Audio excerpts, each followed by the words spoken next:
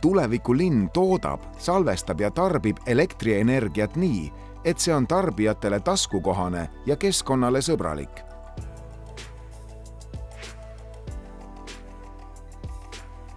Tallinna Tehnikaülikooli teadlastel on kontseptsioon, kuidas luua elektrilisi mikrovõrkusid energiasalvestitega varustatud digitaalsete alajaamade abil. Kogukondade ja ettevõtete mikrovõrkudest moodustatakse suletud jaotusvõrgud, mis lihtsustavad uudsete energiateenuste osutamist lõpptarbijatele. Kohaliku taastuvenergia kasutamine, personaliseeritud teenustega elektrivõrgud ja nutikad alajaamad võimaldavad vähendada võrkude ülekoormust tarbimise tippaegadel ja kärpida süsinikumahukat elektri tootmist.